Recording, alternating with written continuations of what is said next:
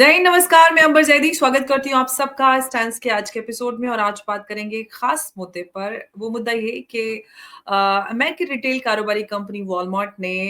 एक ऐसा collection launch किया जिससे सोशल मीडिया पर बवाल मच गया और सोशल मीडिया सभी जगह इस पे चर्चा हो रही है। तो किया ये है कि वॉलमार्ट ने एक ऐसा कलेक्शन लॉन्च किया, भगवान गणेश की तस्वीर जिस पर छपी हुई है और उसमें अंडरवियर, चप्पल और इस तरह के जो प्रोडक्ट्स हैं, उन सब के ऊपर भगवान गणेश की तस्वीर छपी हुई है और इसको वॉलमार्ट पर देखा जा सकता है। इसकी तस्वीरें हर तरफ सोशल मीडिया पर छाई हुई हैं और सोशल मीडिया पर जितने भी हिंदू संगठन हैं, सबने इसकी भरसक निंदा की है। ना सिर्फ भारत में बल्कि ऑल अक्रॉस द ग्लोब, जहाँ कहीं भी हिंदू हैं, जहाँ कभी भारतीय हैं, वो इसकी कड़ी निंदा कर रहे हैं। और इस तरह के ये जो एक्ट है, जो भगवान गणेश की सेलेस्टियल ब्लेसिंग के नाम पर इस कलेक्शन को लॉन्च किया गया, जिसमें अंडरगारमेंट्स टाइप के, यानी कि चप्पल, कच्छे और पजामे और इस तरह के जो प्रोडक्ट्स हैं, वो हैं जिनको कहीं न कहीं हम अगर देखें तो ये हिंदू और भारतीय मान्यताओं का बहुत बड़ा अपमान है। और इसको देखते हुए वॉलमार्ट से बहुत सारी शिकायतें जो हिंदू समुदाय के लोग हैं, दुनिया भर में उन्होंने की हैं। और ना क्यों भी ना किया जाए, क्योंकि ये पहली बार नहीं है। क्या इस तरह के जो कृत्य होते हैं वो लगातार बार-बार भारतीय संस्कृति और भारतीय समुदाय को टारगेट करने के लिए, उसको नीचा दिखाने के लिए बार-बार किया जाता है। और क्यों किया जाता है, इसका मकसद और उद्देश्य हमें समझने की ज़रूरत है, क्योंकि पहले भी कई कंपनियाँ इस तरह के कृत्य कर चुकी हैं, जिसमें अमेज़न भी शामिल है, जिसमें अमेज़न ने भी भगवान और देवी-देवताओं की तस्वीरें छपे हुए प्रोडक्ट्स लॉन्च किए थे, जिसमें टॉयलेट कवर और इस तरह की भद्दी चीज़ों के ऊपर उन्होंने भगवान के चित्र लगाए हुए थे और जिसको लेकर हमने देखा था कि काफ़ी आउटरीच हुआ। तो सवाल ये है कि चाहे अमेज़न हो, चाहे वॉलमार्ट हो, ये जो बार-बार हिंदू देवी-देवताओं की तस्वीर छापी जाती है एक ऐसे प्रोडक्ट पर, चप्पल या टॉयलेट कवर, जिससे सीधा अपमान होता है भारतीय संस्कृति और भारतीय मान्यताओं का और हिंदू संस्कृति का। सवाल ये है कि इसको लगातार बार-बार क्यों किया जाता है? क्या जो भारत की एक सेक्युलरवादी या समावेशी जो सोच है, उसको टारगेट करने के लिए इस तरह की चीज़ें की जाती हैं कि अरे भई, हिंदू तो टॉलरेंट होते हैं, इंडियन तो टॉलरेंट होते हैं, तो मतलब कर दिया जाए। और या इसलिए क्योंकि पहले बहुत बार ऐसा हुआ जब हिंदू देवी-देवताओं को टारगेट किया गया, उनका अपमान किया गया और उस पर कड़ा रिएक्शन हिंदू समाज की तरफ से नहीं आया। तो कई सारे ऐसे रीज़न्स हैं जिसमें हमें समझने की ज़रूरत है, या इसके पीछे ये वजह है कि आप जानबूझ के इस तरह के मुद्दों को खड़ा करना चाहते हैं, चाहे आप भगवा आतंकवाद की बात करें। इसमें अभी मैं आपको इल्तिजा मुफ्ती का आप सबको बयान याद होगा, जहाँ पर उसने हिंदुत्व इज़ अ डिज़ीज़ उसने बोला। तो ये सारी चीज़ें आपको जो ग्लोबली अचानक से नज़र आती हैं, हिंदुत्व, भगवा आतंकवाद, हिंदुओं को आतंकवादी, भगवा आतंकवादी और आरएसएस को आतंकवादी और हर चीज़ को आतंकवादी बोला जाता है। इनफैक्ट अब आप सबको याद होगा, बहुत ही रीसेंट मामला है कि आपको बांग्लादेश में इस्कॉन और उससे जुड़े हुए जो धर्मगुरु हैं, वो भी आतंकवादी। तो एक आपको ऑर्गेनाइज़्ड एक ग्लोबल एफर्ट नज़र आएगी, जिसमें आपको ये देखने के लिए मिलेगा कि कहीं न कहीं हिंदुस्तान, भारतीय संस्कृति उसको एक जो इस्लामिक टेररिज़्म है उसके साथ इक्वेट करने की कोशिश की जा रही है। और आपको ये भी समझ में आएगा कि जिस इस तरह से आप इंस्टिगेट करके हिंदू देवी-देवताओं और संस्कृति का अपमान करके हिंदुओं को एक आप पहले उनको उकसाइए, फिर उनके रिएक्शन को आप ये दिखाइए कि देखिए हिंदू कितने इंटॉलरेंट हैं। और भारत में जो एक प्रोपेगेंडा है वेस्ट और पाकिस्तान और जो एंटी इंडिया फोर्सेस हैं उनका, जो ये दिखाना चाहते हैं कि लगातार हिंदुस्तान में जो मुसलमान हैं वो कितने असुरक्षित हैं और बांग्लादेश में और पाकिस्तान में जो माइनॉरिटीज़ हैं वो बहुत ज़्यादा सुरक्षित हैं, जैसा कि हम सब देख सकते हैं। तो ये सारी चीज़ें जो हैं, ये हम सबको इसके पीछे की जो इक्वेशंस हैं वो समझने की ज़रूरत है कि आखिर ये सब क्यों हो रहा है, ताकि भारत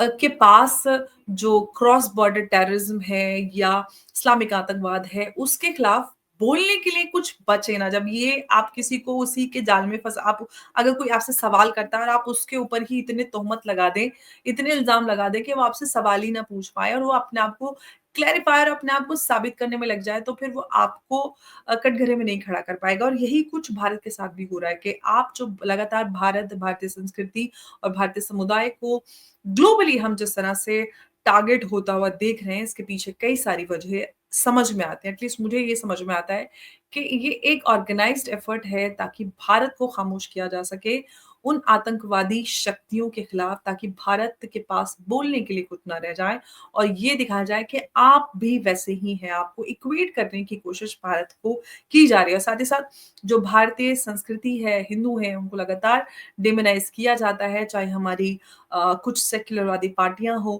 वो भारतीय संस्कृति और समुदाय को आतंकी बताएँ, विदेशों की धरती पर जाकर बताएँ। विदेशी ताकतें तो हैं ही, क्योंकि वो तो कहते हैं कि भई हम तो बहुत लिबरल हैं, हम फ्रीडम ऑफ स्पीच, एक्सप्रेशन के नाम पर कुछ भी कर लेते हैं, लेकिन when it comes to our religion, our freedom of speech और फ्रीडम ऑफ एक्सप्रेशन, तो हम कुछ भी कर सकते हैं।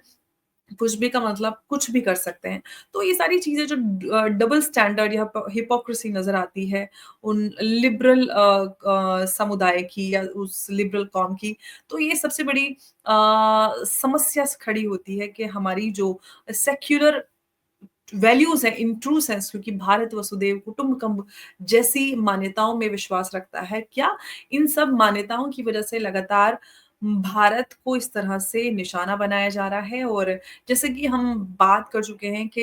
ये मैं आपको इनफैक्ट रिपोर्ट भी दिखा देती हूँ, इससे पहले कि आप लोग कहेंगे मैं पता नहीं क्या बात लेकर आ गई हूँ। ये देखिए रिपोर्ट है जिसमें आप देख सकते हैं कि जो तस्वीरें हैं ये नज़र आ रही होंगी आपको, जहाँ पर आप देख सकते हैं कि ये प पजामा, चप्पल और थोंग और ये सारी चीज़ें आप देख सकते हैं, जहाँ पर ये देखिए पैंटी, पजामा, चप्पल, अंडरवियर सर इस सब पर छपी हुई आपको भगवान गणेश की तस्वीर नज़र आ रही है और ये तस्वीरें जो हैं, ये दिखाती हैं कि किस तरह से वॉलमार्ट जो एक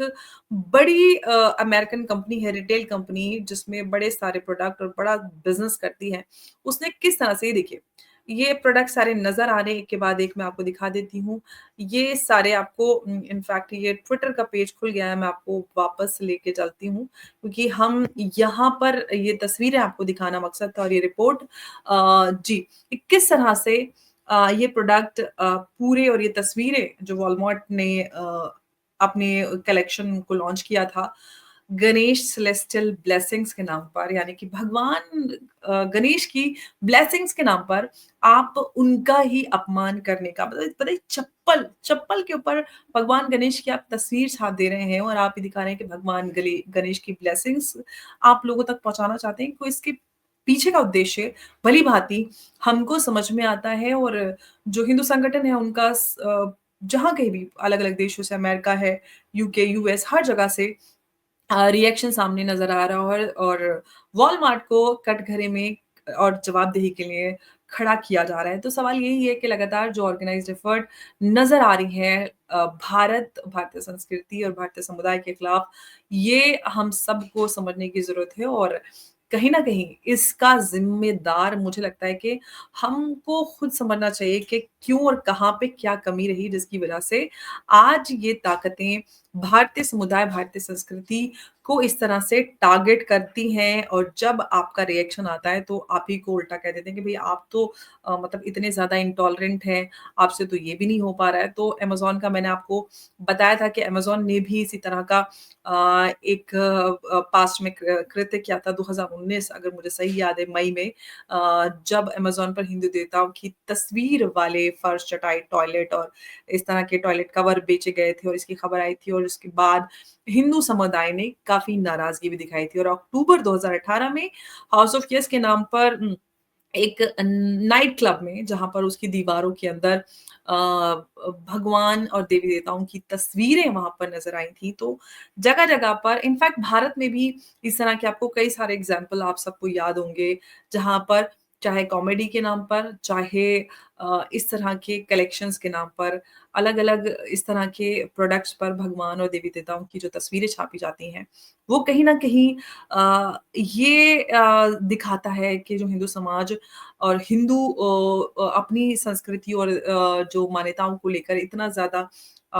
टॉलरेंट रहे हैं कि सब चलता है क्योंकि हम चाहे फ़िल्मों में देखें,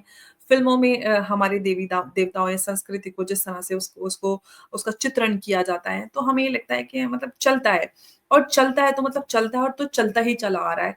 लेकिन ये जो चलता चला आ रहा है और जो चलता है, इसको रोकना बहुत आवश्यक है क्योंकि अगर किसी और को नहीं चलता तो हमें क्यों चलता? हम अगर कहीं और किसी और धर्म या किसी और संस्कृति के खिलाफ इतना-सा भी कुछ अगर करने का सोचते भी हैं, आपके सामने बड़े-बड़े देशों के एग्ज़ाम्पल हैं, वहाँ पर सीधा बैन कर दिया जाता है। जो चीज़ें उनको लगता है कि हमारे समाज, हमारी मान्यताओं के साथ मैच नहीं करती या कहीं पे भी मेल नहीं खाती, तो उनको उस कंटेंट को, उस तरह की चीज़ों को बिल्कुल बंद कर दिया जाता है। तो हमें भी उसी तरह की नीति अपनाने की ज़रूरत है और ख़ास तौर से जब हमारे देश, समुदाय, संस्कृति और हमारे धार्मिक जो हमारी इस तरह की हस्तियाँ हैं, देवी-देवता हैं, उनका अपमान होता है, तो उसके साथ किसी भी तरह का कॉम्प्रोमाइज़ नहीं करना चाहिए और मुझे लगता है कि ना सिर्फ़ हम हमारे अपने धर्म के बारे में बात करें, बल्कि कोई भी दुनिया में कोई भी धर्म हो, मज़हब हो या कोई रिलिजन हो, किसी के भी साथ इस तरह की ओछी और भद्दी इस तरह की कोई भी कार्य होता है, तो मुझे लगता है किसी को भी बर्दाश्त नहीं करना चाहिए। फ्रीडम ऑफ स्पीच एक्सप्रेशन के लिए बहुत सारी चीज़ें हैं। देवी-देवताओं और भगवान का अपमान नहीं करना चाहिए और यही मैं आप सबके साथ आज डिस्कस करना चाहती थी कि मुझे लगता है कि आप सबको जानकारी होनी चाहिए कि किस तरह से जो विदेशी कंपनियाँ हैं, विदेशी ताकतें हैं, चाहे उनके तार हमारे देश से जुड़े हैं, आस-पड़ोस से जुड़े हैं, तो एक किस तरह से एक ऑर्गेनाइज़ वे में काम चल रहा है भारतीय संस्कृति को नीचा दिखाने के लिए ताकि भारत को दबाया जा सके। आप सब मेरे से कहीं ज़्यादा समझदार हैं और इन सारी चीज़ों को समझते हैं। और आज के लिए मैं बस इतना ही, अगली वीडियो में मिलूँगी मैं आपसे और हम चर्चा करेंगे किसी एक अहम मुद्दे पर। तब तक के लिए बहुत-बहुत आप सबका धन्यवाद और इसी तरह से आप हमारे चैनल को सपोर्ट करते रहें, कंटेंट आप लगातार लाइक, शेयर कर सकते हैं और चैनल को सब्सक्राइब करें। बहुत-बहुत धन्यवाद आप सबका एक बार फिर से। नमस्कार, जय हिंद, जय भारत।